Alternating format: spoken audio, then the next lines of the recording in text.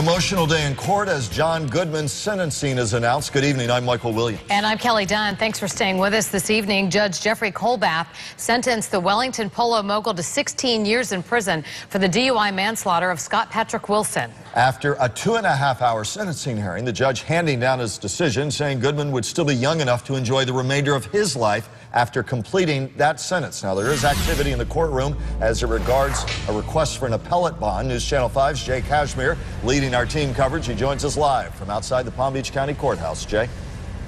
Yeah, Michael and Kelly, a very emotional and raw day inside the courtroom up at Judge Jeffrey Colbath's courtroom up there today. John Goodman sentenced to 16 years behind bars. He'll serve 85% of that as we speak right now. The appellate bond hearing is going on inside the courtroom. You can see live pictures here. The parties were in recess for the past 20 minutes or so, but they've reconvened.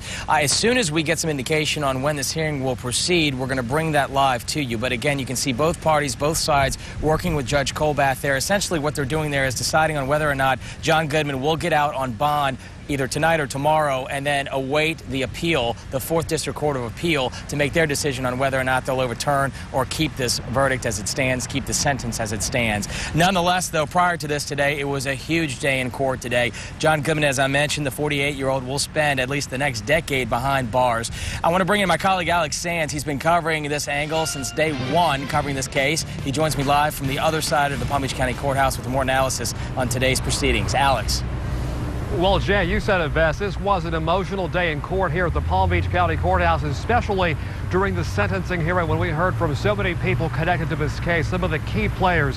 As you know, we heard on behalf of Scott Wilson's father, his sister, a family friend for many years, speaking on behalf of them, talking about what a great person Scott Wilson was and how tragically short his life was cut back in February of 2010.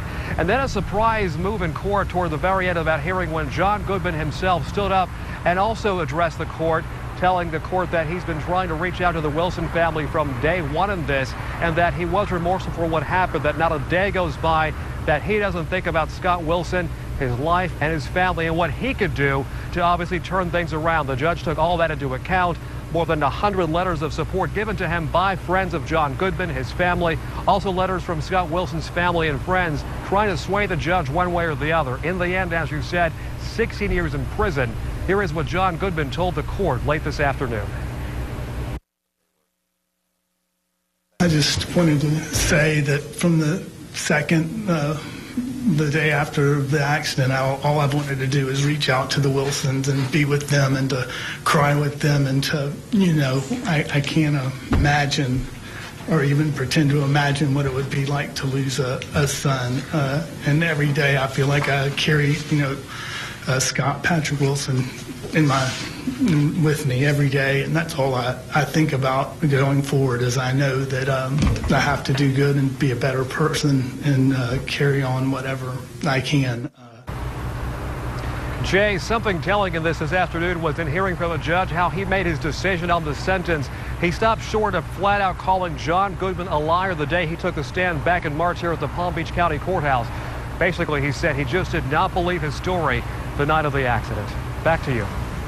Alex Sands covering that angle for us. They are taking a break right now. I'm getting indication inside the courthouse. We are monitoring developments again, trying to see if John Goodman will essentially get out on bond. The appellate bond hearing going on right now as we speak. Prior to Alex's live shot, we saw the prosecution and defense up at the judge's stand with Judge Colbath. So there's a lot of activity in the courthouse right now. But as soon as we understand that this proceeding will continue, we're going to break in and go live with that. In the meantime, I want to welcome in my colleague, legal analyst Michelle Suskauer. Let's break down this now. Is this unusual for both sides and for this time frame to be happening for this appellate bond hearing? Oh, absolutely. I think this is very unusual. I think that the chances of John Goodman getting out on an appellate bond are excellent, even if they just asked Jeffrey Colbath, the judge in this case, for the bond. But I think that both sides are really trying to work together here to try to see if they can come up with an agreement as to the amount of the appellate bond and whether or not there are any other special conditions that they will agree upon. Why do you think he has a good chance, given the fact, and I say that because Judge Colbath seemed to be pretty persistent and pretty determined to put John Goodman away for 16 years in his testimony today, the way he described the lack of remorsefulness, the way he described his actions and behavior after the crash. So why would he have a good chance? Well, that's a good question. It's a completely different standard here because this is a case that's going to go up on appeal. And the judge has to look at a variety of different issues, not as to what to sentence John Goodman to, but because this is going on appeal, whether or not there's a good faith basis for the appeal, whether the issues are what we call fairly debatable.